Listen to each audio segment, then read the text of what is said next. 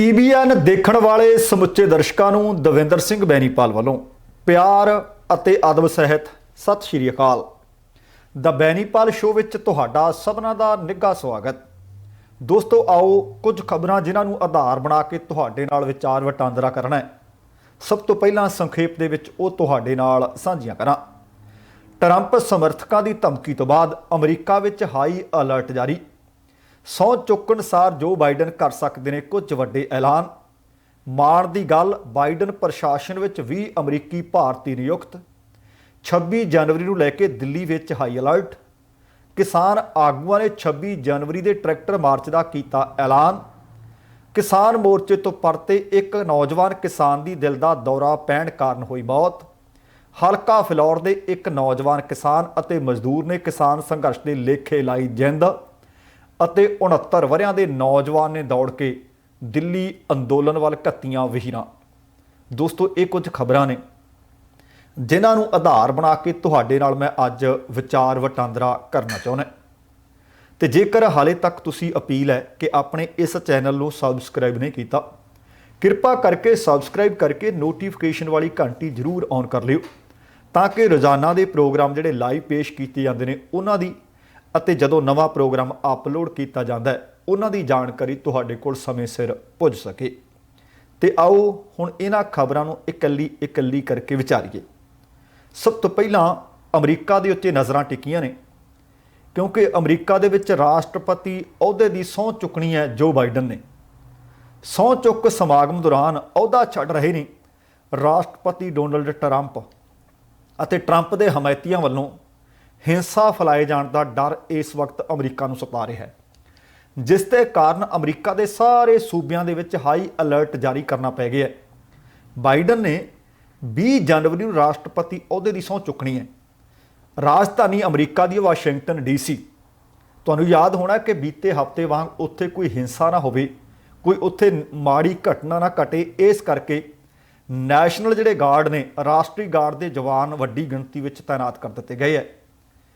FBI ਨੇ ਚੇਤਾਵਨੀ ਜਾਰੀ ਕੀਤੀ ਹੈ ਕਿ ਟਰੰਪ ਹਮਾਇਤੀ ਬਾਈਡਨ ਦੇ ਸਹੁੰ ਚੁੱਕ ਸਮਾਗਮ ਦੇ ਵਿੱਚ ਵਿਘਨ ਪਾਉਣ ਲਈ ਲਗਭਗ ਬਹੁਤ ਸਾਰੇ ਸੂਬਿਆਂ ਦੇ ਵਿੱਚ ਹਥਿਆਰਬੰਦ ਪ੍ਰਦਰਸ਼ਨ ਕਰ ਸਕਦੇ ਹੈ। ਅਮਰੀਕਾ ਦੀ ਸੁਰੱਖਿਆ ਏਜੰਸੀ FBI ਨੇ ਸਾਰੇ ਸੂਬਿਆਂ ਦੀਆਂ ਰਾਜਧਾਨੀਆਂ ਦੇ ਵਿੱਚ ਟਰੰਪ ਸਮਰਥਕਾਂ ਅਤੇ ਪ੍ਰਦਰਸ਼ਨਕਾਰੀਆਂ ਦੇ ਵੱਲੋਂ ਸੰਭਾਵਿਤ ਹਥਿਆਰਬੰਦ ਮਾਰਚ ਦੀ ਚੇਤਾਵਨੀ ਤੋਂ ਬਾਅਦ ਸਾਵਧਾਨੀ ਦੇ ਤੌਰ ਤੇ DC ਵਿੱਚ ਨੈਸ਼ਨਲ ਮਾਲ ਬੰਦ ਕਰ ਦਿੱਤਾ ਹੈ।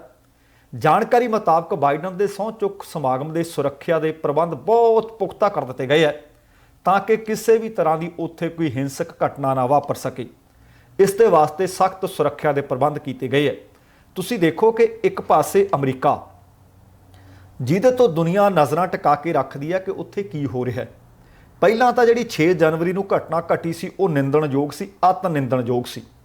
ਉਹਦੇ ਤੋਂ ਪਹਿਲਾਂ 3 ਨਵੰਬਰ 2020 ਨੂੰ ਹੋਈ ਰਾਸ਼ਟਰਪਤੀ ਚੋਣ ਤੋਂ ਬਾਅਦ ਜਿਸ ਤਰ੍ਹਾਂ ਰਾਸ਼ਟਰਪਤੀ ਟਰੰਪ ਨੇ ਇੱਕ ਤੋਂ ਬਾਅਦ ਇੱਕ ਟਵੀਟ ਕੀਤੇ, ਜਿਸ ਤਰ੍ਹਾਂ ਉਹਨਾਂ ਨੇ ਆਪਣੇ ਮੁਲਕ ਦੀ ਚੋਣ ਪ੍ਰਣਾਲੀ ਦੇ ਉੱਤੇ ਸਵਾਲੀਆ ਚਿੰਨ੍ਹ ਚੁੱਕੇ ਤੇ ਜਿਸ ਤਰ੍ਹਾਂ ਉਹਨਾਂ ਨੇ ਵੱਖੋ-ਵੱਖ ਅਦਾਲਤਾਂ ਦੇ ਦਰਵਾਜ਼ੇ ਖੜਕਾਏ, ਜਿਸ ਤਰ੍ਹਾਂ ਉਹਨਾਂ ਨੇ ਆਪਣੀ ਹਾਰ ਨੂੰ ਹਾਰ ਨਾ ਸਵੀਕਾਰਿਆ, ਇਹ ਸਾਰੀਆਂ ਘਟਨਾਵਾਂ ਇੱਕ ਦੂਸਰੇ ਤੋਂ ਵੱਧ ਕੇ ਨਿੰਦਣਯੋਗ ਨੇ। ਤੇ ਆਖਰਕਾਰ ਸਮੱਸਿਆ ਇੱਥੇ ਤੱਕ ਵੱਧ ਗਈ ਕਿ ਸੋਸ਼ਲ ਮੀਡੀਆ ਦੇ ਉੱਤੋਂ ਇਸ ਵਕਤ ਰਾਸ਼ਟਰਪਤੀ ਟਰੰਪ ਨੂੰ ਮੁਕੰਮਲ ਤੌਰ ਤੇ ਬੈਨ ਕਰ ਦਿੱਤਾ ਗਿਆ। ਤੇ ਫਿਰ ਦੇਖੋ ਕਿ ਇੱਕ ਅਧਿਕਾਰਤ ਅਕਾਊਂਟ ਹੁੰਦਾ ਟਵਿੱਟਰ ਦਾ ਜਿਹੜਾ ਹਰ ਇੱਕ ਅਮਰੀਕੀ ਰਾਸ਼ਟਰਪਤੀ ਦੇ ਕੋਲ ਹੁੰਦਾ, ਪਰ ਜਿਸ ਦਿਨ ਰਾਸ਼ਟਰਪਤੀ ਟਰੰਪ ਆਪਣੇ ਅਹੁਦੇ ਤੋਂ ਫਾਰਗ ਹੋ ਜਾਣਗੇ ਅਤੇ ਜੋ ਬਾਈਡਨ ਰਾਸ਼ਟਰਪਤੀ ਅਹੁਦੇ ਦੀ ਸਹੁੰ ਚੁੱਕ ਲੈਣਗੇ ਤੇ ਫਿਰ ਇਹ ਅਕਾਊਂਟ ਉਹਨਾਂ ਦੇ ਹਵਾਲੇ ਕਰ ਦਿੱਤਾ ਜਾਂਦਾ ਹੈ। ਜਦੋਂ ਉਹਨਾਂ ਨੂੰ ਬਾਕੀ ਥਾਵਾਂ ਤੋਂ ਬਲੌਕ ਕਰ ਦਿੱਤਾ ਗਿਆ ਤਾਂ ਫਿਰ ਉਹਨਾਂ ਨੇ ਉਹ ਜਿਹੜਾ ਰਾਸ਼ਟਰਪਤੀ ਵਾਲਾ ਅਧਿਕਾਰਤ ਅਕਾਊਂਟ ਹੁੰਦਾ ਉਹਦੇ ਤੇ ਜਾ ਕੇ ਆਪਣੀ ਭੜਾਸ ਕੱਢੀ, ਜੋ ਕਿ ਫਿਰ ਇੱਕ ਵਾਰ ਨਿੰਦਣਯੋਗ ਹੈ। ਪਰ ਹੁਣ ਆਪਣੇ ਆਪ ਦੇ ਵਿੱਚ ਕਿ ਸਹੁੰ ਚੁੱਕ ਸਮਾਗਮ ਦੇ ਵਿੱਚ ਵਿਘਨ ਪਾਉਣ ਦੇ ਵਾਸਤੇ FBI ਨੇ ਅਲਰਟ ਕੀਤਾ ਕਿ ਹਥਿਆਰਬੰਦ ਲੋਕ ਮਾਰਚ ਕਰ ਸਕਦੇ ਪੂਰੀ ਅਮਰੀਕਾ ਦੇ ਵਿੱਚ। ਆਪਣੇ ਆਪ ਦੇ ਵਿੱਚ ਇਹ ਕਾਫੀ ਇਸ ਵਕਤ ਚਿੰਤਾਜਨਕ ਹੈ। ਤੇ ਹੁਣ ਸਹੁੰ ਚੁੱਕ ਲੈਣੀ ਹੈ 20 ਜਨਵਰੀ ਨੂੰ। ਤਰੀਕ ਹਰ ਵਾਰ ਇਸੇ ਤਰ੍ਹਾਂ ਹੁੰਦੀ ਹੈ ਕਿ ਇਹ ਪੱਕੀ ਤਰੀਕ ਨਿਰਧਾਰਿਤ ਕੀਤੀ ਹੋਈ ਹੈ ਤੇ ਜਾਣਕਾਰੀ ਮਿਲ ਰਹੀ ਹੈ ਕਿ ਰਾਸ਼ਟਰਪਤੀ ਅਹੁਦੇ ਦੀ ਸਹੁੰ ਚੁੱਕਣ ਦੇ ਪਹਿਲੇ ਦਿਨ ਹੀ, ਆਪਣੇ ਕਾਰਜਕਾਲ ਦੇ ਪਹਿਲੇ ਦਿਨ ਹੀ ਅਮਰੀਕਾ ਦੇ ਸਾਹਮਣੇ ਜਿਹੜੀਆਂ ਵੱਡੀਆਂ 4 ਚੁਣੌਤੀਆਂ ਨੇ ਉਹਨਾਂ ਵਿੱਚ ਸਭ ਤੋਂ ਪਹਿਲੀ ਅਹਿਮ ਚੁਣੌਤੀ ਹੈ ਕੋਵਿਡ-19 ਇਹਦਾ ਸੰਕਟ ਬਣਿਆ ਹੋਇਆ ਹੈ। ਦੂਸਰਾ ਹੈ ਇੱਥੋਂ ਦੀ ਆਰਥਿਕ ਸੰਕਟ, ਤੀਸਰਾ ਵਾਤਾਵਰਣ ਦੇ ਨਾਲ ਜੁੜਿਆ ਹੋਇਆ ਸੰਕਟ, ਤੇ ਤੀਸਰਾ ਹੈ ਨਸਲੀ ਅਸਮਾਨਤਾ। ਤੇ ਉਮੀਦ ਕੀਤੀ ਜਾ ਰਹੀ ਹੈ ਕਿ ਇਹ ਜਿਹੜੀਆਂ 4 ਵੱਡੀਆਂ ਚੁਣੌਤੀਆਂ ਨੇ ਅਮਰੀਕਾ ਦੇ ਵਾਸਤੇ, ਇਹਨਾਂ ਨਾਲ ਨਜਿੱਠਣ ਦੇ ਵਾਸਤੇ ਤੇ ਕਈ ਹੋਰ ਵੱਡੀਆਂ ਚੁਣੌਤੀਆਂ, ਲਗਭਗ 1 ਦਰਜਨ ਦੇ ਕਰੀਬ ਪ੍ਰਸਤਾਵ ਹੋਣਗੇ ਜਿਨ੍ਹਾਂ ਤੇ ਸਹੁੰ ਚੁੱਕਦੇ ਸਾਰ ਰਾਸ਼ਟਰਪਤੀ ਬਣਦੇ ਸਾਰੀ ਜੋ ਬਾਈਡਨ ਘੁੱਗੀ ਮਾਰ ਸਕਦੇ ਹੈ।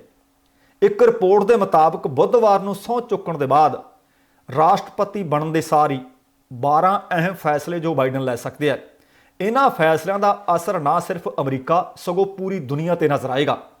ਵਾਈਟ ਹਾਊਸ ਤੇ ਨਵੇਂ ਨਿਯੁਕਤ ਹੋਏ ਨੇ chief of staff Rowan Klein, ਉਹਨਾਂ ਨੇ ਆਗਾਮੀ ਵਾਈਟ ਹਾਊਸ ਦੇ ਸੀਨੀਅਰ ਕਰਮੀਆਂ ਨੂੰ ਕੱਲ ਇੱਕ ਬਿਆਨ ਜਾਰੀ ਕਰਕੇ ਕਿਹਾ ਕਿ ਨਵੇਂ ਚੁਣੇ ਗਏ ਰਾਸ਼ਟਰਪਤੀ ਜੋ ਬਾਈਡਨ ਅਜਿਹੇ ਸਮੇਂ ਵਿੱਚ ਅਹੁਦਾ ਸੰਭਾਲ ਰਹੇ ਹੈ ਜਦੋਂ ਅਮਰੀਕਾ ਗੰਭੀਰ ਸੰਕਟ ਦੇ ਨਾਲ ਜੂਝ ਰਿਹਾ ਹੈ। ਸਾਡੇ ਸਾਹਮਣੇ 4 ਵੱਡੇ ਸੰਕਟ ਨੇ, ਕੋਵਿਡ-19, ਇਸ ਦੇ ਨਾਲ ਪੈਦਾ ਹੋਇਆ ਆਰਥਿਕ ਸੰਕਟ, ਵਾਤਾਵਰਣ ਨਾਲ ਜੁੜਿਆ ਸੰਕਟ ਅਤੇ ਨਸਲੀ ਅਸਮਾਨਤਾ ਦਾ ਸੰਕਟ। ਉਹਨਾਂ ਕਿਹਾ ਕਿ ਇਹਨਾਂ ਸਾਰੇ ਸੰਕਟਾਂ ਦੇ ਹੱਲ ਦੇ ਵਾਸਤੇ ਤੁਰੰਤ ਕਦਮ ਚੁੱਕੇ ਜਾਣ ਦੀ ਜ਼ਰੂਰਤ ਹੈ ਅਤੇ ਬਾਈਡਨ ਆਪਣੇ ਕਾਰਜਕਾਲ ਦੇ ਸ਼ੁਰੂਆਤੀ 10 ਦਿਨਾਂ ਵਿੱਚ ਇਹਨਾਂ ਸੰਕਟਾਂ ਦੇ ਨਾਲ ਨਜਿੱਠਣ ਲਈ ਫੈਸਲਾਕੁੰਨ ਕਦਮ ਚੁੱਕਣਗੇ। ਉਹਨਾਂ ਕਿਹਾ ਕਿ ਸਹੁੰ ਚੁੱਕਣ ਦੇ ਦਿਨ ਬਾਈਡਨ 4 ਸੰਕਟਾਂ ਨਾਲ ਨਜਿੱਠਣ ਲਈ ਲਗਭਗ 1 ਦਰਜਨ ਪ੍ਰਸਤਾਵਾਂ ਤੇ ਦਸਤਖਤ ਕਰਨਗੇ ਤੇ ਇਹਨਾਂ ਪ੍ਰਸਤਾਵਾਂ ਦੇ ਜ਼ਰੀਏ ਅਮਰੀਕਾ ਵਾਪਸ ਪੈਰਿਸ ਜਲਵਾਯੂ ਸਮਝੌਤੇ ਨਾਲ ਜੁੜ ਜਾਵੇਗਾ। ਦੱਸਣਾ ਬਣਦਾ ਕਿ ਰਾਸ਼ਟਰਪਤੀ ਟਰੰਪ ਨੇ ਆਪਣੇ ਆਪ ਨੂੰ ਇਸ ਸਮਝੌਤੇ ਦੇ ਨਾਲੋਂ ਵੱਖਰਾ ਕਰ ਲਿਆ ਸੀ। ਉਹ ਕਹਿੰਦੇ ਸੀ ਇਹ ਚੀਜ਼ ਇਹਦੀ ਜ਼ਰੂਰਤ ਨਹੀਂ। ਤੇ ਨਾਲ ਹੀ ਮੁਸਲਿਮ ਮੁਲਕਾਂ ਦੇ ਉੱਤੇ ਵੀ ਰਾਸ਼ਟਰਪਤੀ ਟਰੰਪ ਨੇ ਪਾਬੰਦੀ ਲਾ ਦਿੱਤੀ ਸੀ ਤੇ ਹੁਣ ਉਮੀਦ ਹੈ ਕਿ ਮੁਸਲਿਮ ਮੁਲਕਾਂ ਤੇ ਲੱਗੀ ਯਾਤਰਾ ਦੀ ਪਾਬੰਦੀ ਵੀ ਜੋ ਬਾਈਡਨ ਖਤਮ ਕਰ ਦੇਣਗੇ ਤੇ ਨਾਲ ਹੀ ਅਮਰੀਕੀ ਲੋਕਾਂ ਨੂੰ ਕਰੋਨਾ ਮਹਾਮਾਰੀ ਨਾਲ ਜੁੜਿਆ ਰਾਹਤ ਪੈਕੇਜ ਵੀ ਦੇਣਗੇ। ਇਸ ਦੇ ਤਹਿਤ ਵਿਦਿਆਰਥੀਆਂ ਨੂੰ ਕਰਜ਼ ਭੁਗਤਾਨ ਮੁਅੱਤਲ ਰੱਖਣ ਦਾ ਫੈਸਲਾ ਵੀ ਕੀਤਾ ਜਾਣਾ ਹੈ। ਨਾਲ ਹੀ ਬਾਈਡਨ ਸਾਰੀਆਂ ਫੈਡਰਲ ਪ੍ਰਾਪਰਟੀਆਂ ਤੇ ਮਾਸਕ ਪਾਉਣਾ ਲਾਜ਼ਮੀ ਕਰ ਸਕਦੇ ਹੈ ਅਤੇ ਸਾਰੇ ਕਾਰਜਕਾਰੀ ਆਰਡਰਾਂ ਤੇ ਦਸਤਖਤ ਕਰਨ ਦੇ ਨਾਲ ਹੀ ਬਾਈਡਨ ਨਵੇਂ ਕਾਨੂੰਨ ਅਤੇ ਸੰਸਦ ਵਿੱਚ ਪਾਸ ਕਰਵਾਉਣ ਲਈ ਨਵੀਆਂ ਯੋਜਨਾਵਾਂ ਤੇ ਵੀ ਕੰਮ ਵਿੱਢ ਦੇਣਗੇ। ਸਹੁੰ ਚੁੱਕਣ ਦੇ ਦੱਸਿਆ ਜਾ ਰਿਹਾ ਕਿ 100 ਦਿਨ ਦੇ ਅੰਦਰ ਬਾਈਡਨ ਸੰਸਦ ਵਿੱਚ ਇੱਕ ਨਵਾਂ ਇਮੀਗ੍ਰੇਸ਼ਨ ਪਲਾਨ ਲਿਆ ਸਕਦੀ ਹੈ। ਇਸ ਯੋਜਨਾ ਦੇ ਤਹਿਤ ਲੱਖਾਂ ਅਜਿਹੇ ਅਮਰੀਕੀ ਨੇ ਜਾਂ ਪ੍ਰਵਾਸੀ ਨੇ ਜਿਹੜੇ ਇਸ ਵਕਤ ਬਾਹਰਲੇ ਮੁਲਕਾਂ 'ਚੋਂ ਆ ਕੇ ਉੱਥੇ ਆਪਣੀ ਅਮਰੀਕੀ ਨਾਗਰਿਕਤਾ ਦੀ ਉਡੀਕ ਕਰ ਰਹੇ ਨੇ ਤੇ ਉਹਨਾਂ ਵਾਸਤੇ ਰਸਤਾ ਸਾਫ਼ ਕੀਤਾ ਜਾ ਸਕਦਾ ਹੈ। ਜਿਹੜੇ ਬਿਨਾਂ ਕਾਗਜ਼ਾਤ ਦੇ ਅਮਰੀਕਾ ਵਿੱਚ ਰਹਿ ਰਹੇ ਨੇ ਉਹਨਾਂ ਨੂੰ ਪੱਕੇ ਹੋਣ ਦੀ ਉਮੀਦ ਵੱਧ ਜਾਣੀ ਹੈ, ਕਿਉਂਕਿ ਦੱਸਣਾ ਬਣਦਾ ਕਿ ਉਹਨਾਂ ਨੇ ਆਪਣੀਆਂ ਚੋਣਾਂ ਦੇ ਮੌਕੇ ਵੀ ਆਖਿਆ ਸੀ ਅਤੇ ਫਿਰ ਆਲਾ ਦਰਜੇ ਦੇ ਕਾਰਜਕਾਰੀ ਅਧਿਕਾਰੀ ਦੇ ਵੱਲੋਂ ਇਹ ਬਿਆਨ ਦੇਣਾ ਕਿ ਸਹੁੰ ਚੁੱਕਦੇ ਸਾਰ ਅਮਰੀਕਾ ਦੇ ਰਾਸ਼ਟਰਪਤੀ ਇਹਨਾਂ ਕੰਮਾਂ ਦੇ ਉੱਤੇ ਤਵੱਜੋ ਦੇਣਗੇ ਅਤੇ ਪਹਿਲੇ 100 ਦਿਨਾਂ ਦੇ ਅੰਦਰ ਜਿਹੜੇ ਕੱਚੇ ਲੋਕ ਨੇ ਉਹਨਾਂ ਨੂੰ ਪੱਕੇ ਕਰਨ ਦੀ ਯੋਜਨਾ ਤੇ ਕੰਮ ਕਰ ਦੇਣਗੇ। ਇਹ ਬਹੁਤ ਵੱਡੀ ਅਤੇ ਰਾਹਤ ਦੀ ਖਬਰ ਹੋਵੇਗੀ ਉਹਨਾਂ ਪਰਿਵਾਰਾਂ ਦੇ ਵਾਸਤੇ ਤੇ ਜਿਹੜੇ ਕੱਚੇ ਰਹਿ ਰਹੇ ਅਮਰੀਕਾ ਦੇ ਵਿੱਚ ਲੋਕ ਨੇ ਉਹਨਾਂ ਦੇ ਵਾਸਤੇ। ਤੇ ਨਾਲ ਹੀ ਬਾਈਡਨ ਨੇ ਕਰੋਨਾ ਦੇ ਵਾਇਰਸ ਦੇ ਖਿਲਾਫ ਇੱਕ ਰਿਲੀਫ ਪੈਕੇਜ ਦੇਣਾ ਹੈ। 1.9 ਟ੍ਰਿਲੀਅਨ ਅਮਰੀਕੀ ਡਾਲਰ ਦੀ ਸਹਾਇਤਾ ਰਾਸ਼ੀ ਦਿੱਤੇ ਜਾਣ ਦਾ ਵੀ ਐਲਾਨ ਕਰ ਦਿੱਤਾ ਹੈ। ਬਾਈਡਨ ਨੇ ਇਹ ਵੀ ਕਿਹਾ ਕਿ ਉਹ ਚਾਹੁੰਦੇ ਨੇ ਕਿ ਸੰਸਦ ਸਭ ਤੋਂ ਪਹਿਲਾਂ ਇਸ ਹੀ ਮੁੱਦੇ ਤੇ ਕੰਮ ਕਰੇ। ਹੁਣ ਦੇਖਣਾ ਹੋਏਗਾ ਕਿ ਕੀ ਸੰਸਦ 1.9 ਟ੍ਰਿਲੀਅਨ ਡਾਲਰ ਦੇ ਇਸ ਰਾਹਤ ਪੈਕੇਜ ਨੂੰ ਪ੍ਰਵਾਨਗੀ ਦਿੰਦੀ ਹੈ ਤੇ ਜਾਂ ਫਿਰ ਨਹੀਂ। ਹੁਣ ਜਿਹੜੇ ਬਹੁਤ ਸਾਰੇ ਲੋਕ ਨੇ ਵੱਖੋ-ਵੱਖ ਮੁਲਕਾਂ ਦੇ ਵਿੱਚੋਂ ਆ ਕੇ ਅਮਰੀਕਾ ਵਿੱਚ ਜਾਂ ਕੈਨੇਡਾ ਵਿੱਚ ਜਾਂ ਵੱਖੋ-ਵੱਖ ਮੁਲਕਾਂ ਦੇ ਵਿੱਚ ਵਸੇ ਨੇ, ਪਰ ਉਹਨਾਂ ਦੇ ਝੰਡੇ ਕਿਵੇਂ ਝੂਲਦੇ ਨੇ, ਆਹ ਗੱਲ ਮਾਣ ਵਾਲੀ ਹੈ। ਬਾਈਡਨ ਪ੍ਰਸ਼ਾਸਨ ਦੇ ਵਿੱਚ 20 ਭਾਰਤੀ ਅਮਰੀਕੀਆਂ ਨੂੰ ਨਿਯੁਕਤ ਕਰ ਦਿੱਤਾ ਗਿਆ ਤੇ ਇੰਨੀਆਂ ਵੱਡੀਆਂ ਨਿਯੁਕਤੀਆਂ, ਇੰਨੇ ਵੱਡੇ ਪੈਮਾਨੇ ਤੇ ਨਿਯੁਕਤੀਆਂ ਅਮਰੀਕੀ ਇਤਿਹਾਸ ਵਿੱਚ ਪਹਿਲੀ ਵਾਰੀ ਹੋਈਆਂ ਨੇ। ਨਵੇਂ ਚੁਣੇ ਗਏ ਰਾਸ਼ਟਰਪਤੀ ਜੋ ਬਾਈਡਨ ਨੇ ਇੱਕ ਇਤਿਹਾਸ ਰਚ ਦਿੱਤਾ ਹੈ। 20 ਜਨਵਰੀ ਨੂੰ ਹਾਲੇ ਉਹਨਾਂ ਨੇ ਸਹੁੰ ਚੁੱਕਣੀ ਹੈ, ਪਰ ਉਹਨਾਂ ਨੇ ਆਪਣੇ ਪ੍ਰਸ਼ਾਸਨ ਦੇ ਅਹਿਮ ਅਹੁਦਿਆਂ ਦੇ ਉੱਤੇ ਐਲਾਨ ਕੀਤਾ ਕਿ ਕੌਣ ਹੋਏਗਾ। ਇਹਨਾਂ 'ਚ 13 ਬੀਬੀਆਂ ਨੇ ਤੇ 20 ਕੁੱਲ ਅਮਰੀਕੀ ਭਾਰਤੀ ਨੇ ਜਿਹੜੇ ਨਾਮਜ਼ਦ ਕਰ ਦਿੱਤੇ ਗਏ ਹੈ। ਇਹਨਾਂ 20 ਭਾਰਤੀ ਅਮਰੀਕੀਆਂ ਵਿੱਚੋਂ ਘੱਟੋ ਘੱਟ 17 ਲੋਕ ਸ਼ਕਤੀਸ਼ਾਲੀ ਵਾਈਟ ਹਾਊਸ ਦੇ ਵਿੱਚ ਮਹੱਤਵਪੂਰਨ ਅਹੁਦਿਆਂ ਤੇ ਬੈਠਣਗੇ। ਅਮਰੀਕਾ ਦੀ ਕੁੱਲ ਆਬਾਦੀ ਦਾ 1% ਨੇ ਭਾਰਤੀ ਅਮਰੀਕੀ ਅਤੇ ਛੋਟੇ ਜਿਹੇ ਭਾਈਚਾਰੇ ਵਿੱਚੋਂ ਇੰਨੀ ਵੱਡੀ ਪੱਧਰ ਤੇ ਨਿਯੁਕਤੀਆਂ ਹੋਣੀਆਂ, ਇੱਥੋਂ ਪਤਾ ਲੱਗਦਾ ਕਿ ਸਾਡੀ ਕਾਬਲੀਅਤ ਕੀ ਹੈ। ਸਾਡੇ ਮੁਲਕਾਂ 'ਚ ਸਾਡੀ ਕਾਬਲੀਅਤ ਦੀ ਕਦਰ ਜੇ ਨਾ ਪਈ ਕੋਈ ਗੱਲ ਨਹੀਂ, ਪਰ ਬਾਹਰਲੇ ਮੁਲਕਾਂ ਦੇ ਵਿੱਚ ਸਾਡੀ ਕਾਬਲੀਅਤ ਦੀ ਕਦਰ ਤੁਹਾਡੇ ਸਾਹਮਣੇ ਹੈ ਕਿ 1% ਹੈ ਅਮਰੀਕਾ ਦੇ ਵਿੱਚ ਭਾਰਤੀ ਭਾਈਚਾਰਾ, ਉਹਦੇ ਵਿੱਚੋਂ ਵੱਡੇ ਪੱਧਰ ਤੇ ਨਿਯੁਕਤੀਆਂ ਇਸ ਭਾਈਚਾਰੇ ਵਿੱਚੋਂ ਹੋਣੀਆਂ। ਇਹ ਮਾਣ ਵਾਲੀ ਗੱਲ ਹੈ ਕਿ ਪਹਿਲੀ ਵਾਰੀ ਹੈ ਕਿ ਇੰਨੀ ਵੱਧ ਗਿਣਤੀ ਵਿੱਚ ਭਾਰਤੀ ਲੋਕਾਂ ਨੂੰ ਅਹੁਦਿਆਂ ਤੇ ਵੱਡਿਆਂ ਤੇ ਨਿਯੁਕਤ ਕੀਤਾ ਹੋਵੇ। ਹੁਣ ਉਹਨਾਂ ਨੇ 20 ਜਨਵਰੀ ਨੂੰ ਅਮਰੀਕਾ ਦੇ 46ਵੇਂ ਰਾਸ਼ਟਰਪਤੀ ਦੇ ਤੌਰ ਤੇ ਸਹੁੰ ਚੁੱਕਣੀ ਹੈ। ਇਸੇ ਦਿਨ ਕਮਲਾ ਹੈਰਿਸ ਅਮਰੀਕਾ ਦੀ ਪਹਿਲੀ ਬੀਬੀ ਉਪ ਰਾਸ਼ਟਰਪਤੀ ਦੇ ਤੌਰ ਤੇ ਸਹੁੰ ਚੁੱਕਣਗੇ। ਹੈਰਿਸ ਅਮਰੀਕਾ ਵਿੱਚ ਭਾਰਤੀ ਮੂਲ ਦੀ ਪਹਿਲੀ ਉਪ ਰਾਸ਼ਟਰਪਤੀ ਹੋਣਗੇ। ਉਹ ਇਹ ਅਹੁਦਾ ਸੰਭਾਲਣ ਵਾਲੀ ਪਹਿਲੀ ਅਮਰੀਕੀ ਵੀ ਹੋਣਗੇ। ਇਹ ਪਹਿਲੀ ਵਾਰ ਹੈ ਕਿ ਜਦੋਂ ਸਹੁੰ ਚੁੱਕ ਸਮਾਗਮ ਤੋਂ ਪਹਿਲਾਂ ਕਿਸੇ ਰਾਸ਼ਟਰਪਤੀ ਦੇ ਪ੍ਰਸ਼ਾਸਨ ਦੇ ਵਿੱਚ ਇੰਨੀ ਵੱਡੀ ਗਿਣਤੀ ਵਿੱਚ ਭਾਰਤੀ ਅਮਰੀਕੀਆਂ ਨੂੰ ਨਾਮਜ਼ਦ ਕੀਤਾ ਗਿਆ ਹੋਵੇ। ਬਾਈਡਨ ਦੇ ਪ੍ਰਸ਼ਾਸਨ ਦੇ ਵਿੱਚ ਹੁਣ ਵੀ ਕਈ ਅਹੁਦੇ ਖਾਲੀ ਪਏ ਨੇ, ਭਾਵ ਕਹਿਣ ਦਾ ਕਿ ਹੋ ਸਕਦਾ ਕਿ ਆਉਣ ਵਾਲੇ ਦਿਨਾਂ ਵਿੱਚ ਇਹ ਗਿਣਤੀ 20 ਤੋਂ ਵੀ ਵੱਧ ਜਾਵੇ। ਹੁਣ ਜਿਹੜੇ ਭਾਰਤੀ ਅਮਰੀਕੀ ਵੱਡੇ ਅਹੁਦਿਆਂ ਤੇ ਨਾਮਜ਼ਦ ਕੀਤੇ ਗਏ ਨੇ, ਉਹਨਾਂ ਵਿੱਚ ਸਭ ਤੋਂ ਉੱਪਰਲਾ ਨਾਮ ਹੈ ਨੀਰਾ ਟੰਡਨ ਦਾ ਅਤੇ ਡਾਕਟਰ ਵਿਵੇਕ ਮੂਰਤੀ ਦਾ। ਬਾਈਡਨ ਪ੍ਰਸ਼ਾਸਨ ਦੇ ਵਿੱਚ ਵਾਈਟ ਹਾਊਸ ਦਫ਼ਤਰ ਦੇ ਪ੍ਰਬੰਧ ਅਤੇ ਬਜਟ ਦੇ ਡਾਇਰੈਕਟਰ ਦੇ ਤੌਰ ਤੇ ਟੰਡਨ ਅਤੇ ਅਮਰੀਕੀ ਸਰਜਨ ਜਨਰਲ ਦੇ ਤੌਰ ਤੇ ਡਾਕਟਰ ਵਿਵੇਕ ਮੂਰਤੀ ਨੂੰ ਬਾਈਡਨ ਵੱਲੋਂ ਨਾਮਜ਼ਦ ਕਰ ਦਿੱਤਾ ਗਿਆ ਹੈ। ਵਨੀਲਾ ਗੁਪਤਾ ਨੂੰ ਕਾਨੂੰਨ ਮੰਤਰਾਲੇ ਦੀ ਐਸੋਸੀਏਟ ਅਟਾਰਨੀ ਜਨਰਲ ਨਿਯੁਕਤ ਕਰ ਦਿੱਤਾ ਗਿਆ ਹੈ। ਬਾਈਡਨ ਨੇ ਕੱਲ੍ਹ ਵਿਦੇਸ਼ ਸੇਵਾ ਦੀ ਸਾਬਕਾ ਅਧਿਕਾਰੀ ਉਜਰਾ ਜਿਆ ਨੂੰ ਸਿਵਲ ਸੁਰੱਖਿਆ, ਲੋਕਤੰਤਰ ਅਤੇ ਮਨੁੱਖੀ ਅਧਿਕਾਰ ਦੇ ਲਈ ਅੰਡਰ ਸੈਕਟਰੀ ਮੰਤਰੀ ਨਿਯੁਕਤ ਕਰ ਦਿੱਤਾ ਹੈ। ਇੰਡੀਆ ਡਾਇਸਪੋਰਾ ਦੇ ਸੰਸਥਾਪਕ MR ਰੰਗਾ ਸੁਆਮੀ ਨੇ ਕਿਹਾ ਕਿ ਭਾਰਤੀ ਅਮਰੀਕੀ ਭਾਈਚਾਰੇ ਦੇ ਲੋਕ ਸੇਵਾ ਦੇ ਲਈ ਪਿਛਲੇ ਕਈ ਸਾਲਾਂ ਤੋਂ ਜੋ ਸਮਰਪਣ ਦਿਖਾ ਰਹੇ ਸਨ, ਉਸ ਨੂੰ ਇਸ ਪ੍ਰਸ਼ਾਸਨ ਦੇ ਸ਼ੁਰੂ ਦੇ ਵਿੱਚ ਹੀ ਮਾਨਤਾ ਮਿਲ ਗਈ ਹੈ। ਕਹਿੰਦੇ ਮੈਂ ਖਾਸ ਕਰਕੇ ਇਸ ਗੱਲ ਨਾਲ ਬਹੁਤ ਖੁਸ਼ ਹਾਂ ਕਿ ਇਹਨਾਂ ਦੇ ਵਿੱਚ ਬੀਬੀਆਂ ਦੀ ਗਿਣਤੀ ਬਹੁਤ ਜ਼ਿਆਦਾ ਹੈ। ਮਾਲਾ ਅਡਿਗਾ ਨੂੰ ਭਵਿੱਖ ਦੀ ਬਣਨ ਵਾਲੀ ਜਿਹੜੀ ਫਸਟ ਲੇਡੀ ਹੈ ਡਾਕਟਰ ਜਿਲ ਬਾਈਡਨ ਦੀ ਨੀਤੀ ਨਿਰਦੇਸ਼ਕਾ ਤੇ ਗਰਿਮਾ ਵਰਮਾ ਨੂੰ ਫਸਟ ਲੇਡੀ ਅਮਰੀਕਾ ਦੀ ਦਫ਼ਤਰ ਦੀ ਡਿਜੀਟਲ ਡਾਇਰੈਕਟਰ ਨਿਯੁਕਤ ਕਰ ਦਿੱਤਾ ਗਿਆ। ਤੁਹਾਨੂੰ ਦੱਸਿਆ ਸੀ ਕਿ ਗਰਿਮਾ ਵਰਮਾ ਪੰਜਾਬ ਦੇ ਬਰਨਾਲਾ ਸ਼ਹਿਰ ਦੇ ਨਾਲ ਸੰਬੰਧਿਤ ਨੇ, ਜਦ ਕਿ ਸਬਰੀਨਾ ਸਿੰਘ ਨੂੰ ਉਹਨਾਂ ਦੀ ਡਿਪਟੀ ਪ੍ਰੈਸ ਮੰਤਰੀ ਨਿਯੁਕਤ ਕਰ ਦਿੱਤਾ ਗਿਆ ਹੈ। ਵਾਈਟ ਹਾਊਸ ਵਿੱਚ ਪਹਿਲੀ ਵਾਰੀ ਅਜਿਹੇ 2 ਅਮਰੀਕੀ ਭਾਰਤੀ ਨੇ ਜਿਨ੍ਹਾਂ ਨੂੰ ਵੱਡੀ ਜਗ੍ਹਾ ਦਿੱਤੀ ਗਈ ਹੈ, ਜੋ ਮੂਲ ਰੂਪ ਨਾਲ ਭਾਰਤ ਦੇ ਕਸ਼ਮੀਰ ਸੂਬੇ ਨਾਲ ਸੰਬੰਧਿਤ ਨੇ।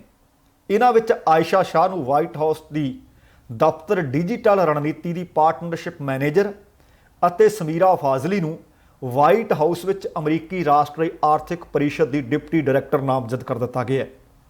ਇਸੇ ਤਰ੍ਹਾਂ ਵਾਈਟ ਹਾਊਸ ਰਾਸ਼ਟਰੀ ਆਰਥਿਕ ਪਰਿਸ਼ਦ ਵਿੱਚ ਇੱਕ ਹੋਰ ਭਾਰਤੀ ਅਮਰੀਕੀ ਨੂੰ ਰਾਮ ਮੂਰਤੀ ਨੂੰ ਡਿਪਟੀ ਡਾਇਰੈਕਟਰ ਨਿਯੁਕਤ ਕਰ ਦਿੱਤਾ ਗਿਆ ਹੈ।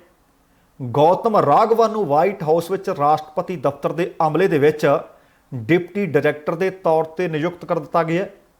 ਵਿਨੇ ਰੈਡੀ ਨੂੰ ਬਾਈਡਨ ਦਾ ਭਾਸ਼ਣ ਨਿਰਦੇਸ਼ਕ ਭਾਵ ਭਾਸ਼ਣ ਡਾਇਰੈਕਟਰ ਨਾਮਜ਼ਦ ਕਰ ਦਿੱਤਾ ਗਿਆ।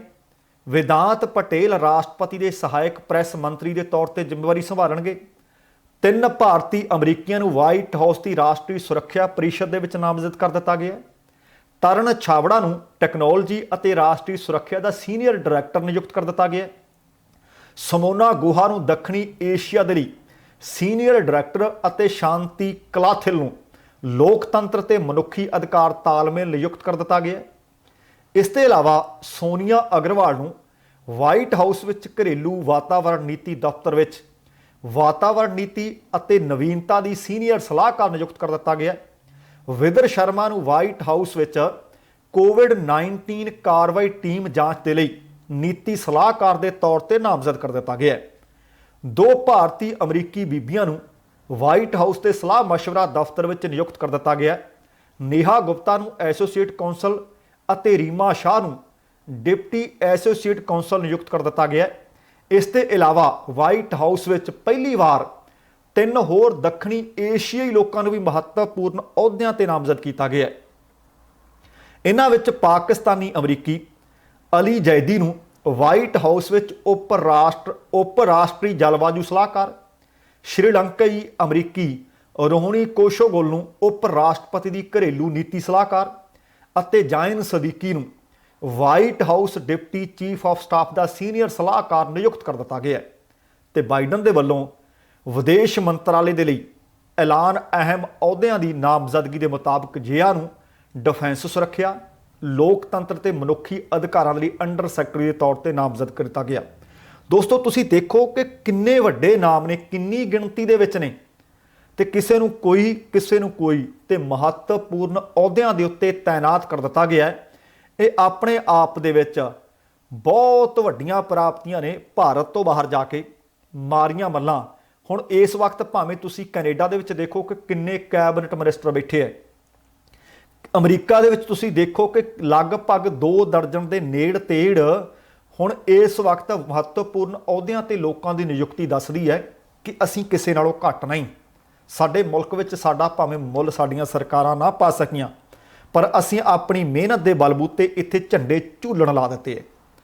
ਇਹ ਦੋਸਤੋ ਕੁਝ ਚੰਗੀਆਂ ਖਬਰਾਂ ਵੀ ਸੀ। ਤੇ ਹੁਣ ਆਪਾਂ ਚੱਲਦੇ ਹਾਂ ਆਪਣੇ ਭਾਰਤ ਵਾਲੇ ਪਾਸੇ। 26 ਜਨਵਰੀ ਰਿਪਬਲਿਕ ਡੇ ਦੀ ਪਰੇਡ ਨੂੰ ਲੈ ਕੇ ਇਸ ਵਕਤ ਲਗਭਗ ਹਰ ਇੱਕ ਵਿਅਕਤੀ ਦੀ ਜ਼ੁਬਾਨ ਤੇ ਇਹ ਇੱਕੋ ਹੀ ਸਵਾਲ ਹੈ ਕਿ ਕੀ ਹੋਣ ਵਾਲਾ ਹੈ। ਖਬਰ ਮਿਲ ਰਹੀ ਹੈ ਕਿ ਗਣਤੰਤਰ ਦਿਵਸ ਨੂੰ ਲੈ ਕੇ ਦਿੱਲੀ ਪੁਲਿਸ ਨੇ ਅਲਰਟ ਜਾਰੀ ਕਰ ਦਿੱਤਾ ਹੈ। ਪੁਲਿਸ ਮੁਤਾਬਕ ਰਾਸ਼ਟਰੀ ਰਾਜਧਾਨੀ ਦਿੱਲੀ ਦੇ ਵਿੱਚ ਖਾਲਿਸਤਾਨੀ ਅਤੇ ਅਲ ਕਾਇਦਾ ਸਮੇਤ ਕੁਝ ਅੱਤਵਾਦੀ ਸੰਗਠਨ ਨਾਪਾਕ ਹਰਕਤਾਂ ਨੂੰ ਅੰਜਾਮ ਦੇ ਸਕਦੇ ਹੈ। ਇੰਟੈਲੀਜੈਂਸ ਇਨਪੁਟ ਤੋਂ ਬਾਅਦ ਦਿੱਲੀ ਪੁਲਿਸ ਨੇ ਕਾਫੀ ਚੌਕਸੀ ਵਧਾਈ ਹੈ ਅਤੇ ਵਾਂਟਡ ਅੱਤਵਾਦੀਆਂ ਦੀ ਤਲਾਸ਼ ਸ਼ੁਰੂ ਕਰ ਦਿੱਤੀ ਹੈ। ਜਾਣਕਾਰੀ ਦੇ ਅਨੁਸਾਰ ਅੱਤਵਾਦੀ ਦਿੱਲੀ ਵਿੱਚ ਚੱਲ ਰਹੇ ਕਿਸਾਨ ਅੰਦੋਲਨ ਦਾ ਫਾਇਦਾ ਉਠਾ ਕੇ ਰਿਪਬਲਿਕ ਡੇ ਤੇ ਕੋਈ ਵੱਡੀ ਗੜਬੜ ਕਰ ਸਕਦੀ ਹੈ। ਦਿੱਲੀ ਵਿੱਚ ਕਨਾਟ ਪਲੇਸ ਤੇ ACP ਸਿਧਾਰਥ ਜੈਨ ਨੇ ਦੱਸਿਆ ਕਿ ਸਾਨੂੰ ਇਨਪੁਟ ਮਿਲੀ ਹੈ ਕਿ ਖਾਲਿਸਤਾਨੀ ਅੱਤਵਾਦੀ ਅਤੇ ਅਲ ਕਾਇਦਾ ਦੇ ਵਾਂਟਡ ਅੱਤਵਾਦੀ ਕੁਝ ਨਾਪਾਕ ਹਰਕਤਾਂ ਨੂੰ ਅੰਜਾਮ ਦੇ ਸਕਦੇ ਹੈ। ਇਸ ਨੂੰ ਧਿਆਨ ਦੇ ਵਿੱਚ ਰੱਖਦਿਆਂ ਅਸੀਂ ਪੁਖਤਾ ਕਦਮ ਉਠਾਏ ਨੇ ਤੇ ਕੁਝ ਅੱਤਵਾਦੀਆਂ ਦੇ ਪੋਸਟਰ ਵੀ ਚਿਪਕਾ ਦਿੱਤੇ ਗਏ ਨੇ ਅਤੇ ਹਰ ਸਾਲ ਵਾਂਗ ਦਿੱਲੀ ਦੇ ਵਿੱਚ 15 ਅਗਸਤ ਅਤੇ 26 ਜਨਵਰੀ ਵਰਗੇ ਅਹਿਮ ਮੌਕਿਆਂ ਤੇ ਸੁਰੱਖਿਆ ਅਕਸਰ ਵਧਾ ਦਿੱਤੀ ਜਾਂਦੀ ਹੈ ਤੇ ਅੱਤਵਾਦੀ ਹਰ ਵਾਰ ਇਹਨਾਂ ਮੌਕਿਆਂ ਤੇ ਗੜਬੜ ਲਈ ਮੌਕਾ ਲੱਭਦੀ ਹੈ, ਪਰ ਸੁਰੱਖਿਆ ਦਸਤਿਆਂ ਦੀ ਚੌਕਸੀ ਦੀ ਵਜ੍ਹਾ ਕਰਕੇ ਉਹਨਾਂ ਦੇ ਮਨਸੂਬਿਆਂ ਦੇ ਉੱਤੇ ਕਹਿੰਦੇ ਪਾਣੀ ਫਿਰ ਜਾਂਦਾ ਹੈ। ਇਸ ਵਾਰ ਵੀ ਦਿੱਲੀ ਪੁਲਿਸ ਲਈ ਚੁਣੌਤੀ ਕਾਫੀ ਵਧੀ ਹੋਈ ਹੈ ਤੇ ਖੁਫੀਆ ਏਜੰਸੀਆਂ ਦੁਆਰਾ ਦੱਸਣ ਤੋਂ ਬਾਅਦ ਉਹ ਕਹਿੰਦੇ ਇਹ ਲੋਕ ਨਾਪਾਕ ਹਰਕਤਾਂ ਦੇ ਵਾਸਤੇ ਕਿਸਾਨ ਅੰਦੋਲਨ ਦੀ ਭੀੜ ਦਾ ਫਾਇਦਾ ਉਠਾ ਕੇ ਹਮਲੇ ਦੀ ਫਿਰਾਕ ਵਿੱਚ ਨੇ। ਦੱਸਣਾ ਬਣਦਾ ਕਿ ਦਿੱਲੀ ਪੁਲਿਸ ਦੀ ਸਪੈਸ਼ਲ ਸੈੱਲ ਨੇ ਬੀਤੇ ਮਹੀਨੇ ਅੱਤਵਾਦੀ ਸੰਗਠਨ ਨਾਲ ਜੁੜੇ 5 ਲੋਕਾਂ ਨੂੰ ਗ੍ਰਿਫਤਾਰ ਕੀਤਾ ਸੀ। ਗ੍ਰਿਫਤਾਰ ਕੀਤੇ ਗਏ ਅੱਤਵਾਦੀਆਂ ਦੇ ਵਿੱਚੋਂ 2 ਪੰਜਾਬ ਦੇ ਅਤੇ 3 ਕਸ਼ਮੀਰ ਦੇ ਰਹਿਣ ਵਾਲੇ ਦੱਸੇ ਜਾ ਰਹੇ ਸਨ। ਹੁਣ ਇਹ ਪਤਾ ਨਹੀਂ ਕਿ ਦਿੱਲੀ ਪੁਲਿਸ ਨੂੰ ਕਿੰਨੀ ਕੁ ਪੁਖਤਾ ਜਾਣਕਾਰੀ ਮਿਲੀ ਆ, ਪਰ ਆ ਤੁਹਾਨੂੰ ਤਸਵੀਰਾਂ ਨਜ਼ਰ ਆ ਰਹੀਆਂ ਨੇ ਕਿ ਤੁਸੀਂ ਦੇਖੋ ਕਿ ਉਹਨਾਂ ਨੇ ਪੋਸਟਰ ਵੀ ਵੱਖੋ-ਵੱਖ ਥਾਵਾਂ ਤੇ ਇਹਨਾਂ ਵਾਂਟਡ ਲੋਕਾਂ ਦੇ ਚਿਪਕਾ ਦਿੱਤੇ ਆ। ਪਰ ਇਹਦੇ ਨਾਲ ਇਹ ਵੀ ਗੱਲ ਦੱਸਣੀ ਬਣਦੀ ਆ ਕਿ ਬੀਤੇ ਲਗਭਗ 53-54 ਦਿਨ ਤੋਂ ਚੱਲ ਰਹੇ ਕਿਸਾਨ ਅੰਦੋਲਨ ਦੇ ਉੱਤੇ ਵੀ ਉਂਗਲਾਂ ਉਠਾਉਂਦੇ ਰਹੇ ਨੇ ਕਿ ਉੱਤੇ 'ਚ ਖਾਲਿਸਤਾਨੀ ਫਿਰਦੇ ਆ, ਉਹ 'ਚ ਮਾਓਵਾਦੀ ਫਿਰਦੇ ਆ, ਉਹ 'ਚ ਹੋਰ ਇਸ ਤਰ੍ਹਾਂ ਦੇ ਤੱਤ ਫਿਰਦੇ ਆ। ਪਰ ਕਿਸਾਨਾਂ ਵੱਲੋਂ ਤੇ ਕਿਸਾਨ ਆਗੂਆਂ ਦੇ ਵੱਲੋਂ ਲਗਾਤਾਰ ਇਹਨਾਂ ਗੱਲਾਂ ਨੂੰ ਨਕਾਰਿਆ ਜਾਂਦਾ ਰਿਹਾ ਕਿ ਅਸੀਂ ਕਿਸਾਨ ਆ ਤੇ ਅਸੀਂ ਕਿਸਾਨਾਂ ਦੇ ਪੁੱਤਾਂ ਤੇ ਆਪਣੇ ਹੱਕ ਲੈਣ ਵਾਸਤੇ ਆਏ ਹੋਏ ਆ। ਤੇ ਦੂਸਰੇ ਪਾਸੇ ਬੀਤੇ ਕਈ ਦਿਨਾਂ ਤੋਂ ਆਮ ਲੋਕਾਂ ਨੂੰ ਗੁੰਮਰਾਹ ਕੀਤਾ ਜਾ ਰਿਹਾ ਸੀ। ਕੋਈ ਕਹਿੰਦਾ ਸੀ ਟਰੈਕਟਰ ਮਾਰਚ ਹੋਣਾ ਹੀ ਨਹੀਂ, ਕੋਈ ਕਹਿੰਦਾ ਸੀ ਲਾਲ ਕਿਲੇ ਵੱਲ ਨੂੰ ਜਾਣਾ ਹੈ, ਕੋਈ ਕਹਿੰਦਾ ਸੀ ਰਿਪਬਲਿਕ ਡੇ ਵਾਲੀ ਪਰੇਡ ਦੇ ਵਿੱਚ ਅਸੀਂ ਜਾਣਾ ਹੈ। ਇਸ ਕਰਕੇ ਕਿਸਾਨ ਆਗੂਆਂ ਨੇ ਬਹੁਤ ਸੋਚ ਸਮਝ ਤੋਂ ਬਾਅਦ ਅੱਜ ਇਸ ਗੱਲ ਦਾ ਐਲਾਨ ਕਰ ਦਿੱਤਾ ਹੈ ਕਿ 26 ਜਨਵਰੀ ਨੂੰ ਟਰੈਕਟਰ ਮਾਰਚ ਤਾਂ ਕੱਢਿਆ ਜਾਊਗਾ, ਪਰ ਕੱਢਿਆ ਕਿੱਥੇ ਜਾਣਾ ਹੈ ਇਹ ਅਹਿਮ ਗੱਲ ਸੀ। ਸੰਯੁਕਤ ਕਿਸਾਨ ਮੋਰਚੇ ਨੇ ਅੱਜ ਟਰੈਕਟਰ ਮਾਰਚ ਦੇ ਰੂਟ ਦਾ ਐਲਾਨ ਕਰ ਦਿੱਤਾ ਹੈ। ਇਹ ਮਾਰਚ ਦਿੱਲੀ ਦੇ ਆਊਟਰ ਰਿੰਗ ਰੋਡ ਦੀ ਪਰਿਕਰਮਾ ਕਰੇਗਾ। ਗਣਤੰਤਰ ਦਿਵਸ ਵਾਲੀ ਪਰੇਡ ਦੇ ਨਾਲ ਇਹਦਾ ਕੋਈ ਲੈਣ ਦੇਣ ਨਹੀਂ ਹੋਏਗਾ ਤੇ ਨਾ ਹੀ ਉਹਦੇ ਵਿੱਚ ਖਲਲ ਪਾਉਣ ਦਾ ਕੋਈ ਮਨਸੂਬਾ ਹੈ। ਟਰੈਕਟਰ ਮਾਰਚ ਪੂਰੀ ਤਰ੍ਹਾਂ ਸ਼ਾਂਤੀਪੂਰਨ ਹੋਣਾ ਹੈ। ਹਰੇਕ ਟਰੈਕਟਰ ਤੇ ਤਿਰੰਗਾ ਅਤੇ ਕਿਸੇ ਇੱਕ ਕਿਸਾਨ ਜਥੇਬੰਦੀ ਦਾ ਝੰਡਾ ਵੀ ਨਾਲ ਲੱਗਿਆ ਹੋਏਗਾ। ਕਿਸਾਨ ਆਗੂਆਂ ਨੇ NIA ਵੱਲੋਂ ਕੀਤੀ ਜਾ ਰਹੀ ਕਾਰਵਾਈ ਦੀ ਵੀ ਸਖਤ ਨਿੰਦਿਆ ਕੀਤੀ ਹੈ। ਉਹਨਾਂ ਦਾ ਕਹਿਣਾ ਸੀ ਕਿ ਜੋ ਵਿਅਕਤੀ ਅੰਦੋਲਨ ਵਿੱਚ ਮਦਦ ਕਰ ਰਿਹਾ, ਸਰਕਾਰ ਉਸ ਨਾਲ ਧੱਕਾ ਕਿਉਂ ਕਰ ਰਹੀ ਹੈ। ਅੱਜ ਕੁੰਡਲੀ ਬੈਰੀਅਰ ਦੇ ਉੱਤੇ ਪਹਿਲਾਂ ਸੰਯੁਕਤ ਕਿਸਾਨ ਮੋਰਚੇ ਦੀ 7 ਮੈਂਬਰੀ ਕਮੇਟੀ ਨੇ ਮੀਟਿੰਗ ਕੀਤੀ। ਉਸ ਤੋਂ ਬਾਅਦ ਕਮੇਟੀ ਦੇ ਮੋਰਚੇ ਦੇ ਸਾਰੇ ਮੈਂਬਰਾਂ ਨਾਲ ਮੀਟਿੰਗ ਕਰਨ ਤੋਂ ਬਾਅਦ ਅੰਦੋਲਨ ਦੀ ਰਣਨੀਤੀ ਤੇ ਵਿਚਾਰ ਚਰਚਾ ਕੀਤੀ ਗਈ। ਫਿਰ ਦੇਰ ਸ਼ਾਮ ਮੋਰਚੇ ਦੇ ਮੈਂਬਰ ਨੇ ਡਾਕਟਰ ਦਰਸ਼ਨਪਾਲ, ਯੁੱਧਵੀਰ ਸਿੰਘ, ਯੋਗਿੰਦਰ ਯਾਦਵ, शिव कुमार काका जी, रणधीर सिंह ते जगजीत सिंह डल्लेवाल, इन्हां ने फिर एक मीटिंग करके पत्रकारां नूं दस्सिया कि मुख मुद्दा अज दा 26 जनवरी का ट्रैक्टर मार्च सी। उन्हां कहा कि जदों जवान गणतंत्र दिवस ते परेड करनगे उदों किसान भी मार्च करनगे। इसलिए सानूं सावधान रहण दी लोड़ है, क्योंकि गैर समाजक तत्त चाहुंदे है कि कुछ ना कुछ गड़बड़ हो जाए जदों कि साडा मार्च मुकम्मल तौर पर शांतमई होवेगा। तुसीं देखो कि दूसरे पासे दिल्ली च हाई अलर्ट ते नाल दिल्ली पुलिस आख रही है कि किसानां दा नजायज़ फायदा उठा के कुछ लोग गड़बड़ कर सकते हैं। लगभग उस तरह की गल किसान आगू महसूस कर रहे हैं कि शांतमई रहना है, साडा नजायज़ फायदा कोई उठा ना जाए ਜਾਂ ਸਾਡੇ ਨਾਂ ਦੇ ਉੱਤੇ ਕੋਈ ਇਸ ਤਰ੍ਹਾਂ ਦੀ ਚੀਜ਼ ਮੜ ਨਾ ਦਿੱਤੀ ਜਾਵੇ ਜਿਹਦੇ ਨਾਲ ਸਾਡਾ ਕੋਈ ਦੂਰ ਦੂਰ ਦਾ ਵਾਸਤਾ ਹੀ ਨਹੀਂ। ਸੋ ਇਸ ਕਰਕੇ ਤੁਹਾਨੂੰ ਸਭਨਾਂ ਨੂੰ ਅਪੀਲ ਹੈ ਕਿ ਆਪਣੇ ਆਗੂਆਂ ਦੇ ਉੱਤੇ ਭਰੋਸਾ ਰੱਖੋ ਤੇ ਇਸ ਅੰਦੋਲਨ ਨੂੰ ਸ਼ਾਂਤਮਈ ਰੱਖਿਓ, ਤਾਂ ਕਿ ਕੁਝ ਇਸ ਤਰ੍ਹਾਂ ਦੀ ਕਿਸੇ ਨੂੰ ਕਹਿਣ ਦਾ ਜਾਂ ਕਰਨ ਦਾ ਮੌਕਾ ਨਾ ਮਿਲ ਸਕੇ। ਯੋਗਿੰਦਰ ਯਾਦਵ ਨੇ ਕਿਹਾ ਕਿ ਕਿਸਾਨ ਮਾਰਚ ਦਿੱਲੀ ਦੇ ਅੰਦਰ ਹੋਵੇਗਾ ਅਤੇ ਗਣਤੰਤਰ ਦਿਵਸ ਦੇ ਸਮਾਗਮ ਦੇ ਵਿੱਚ ਇਹਦੇ ਨਾਲ ਕੋਈ ਖਲਲ ਨਹੀਂ ਪਏਗਾ।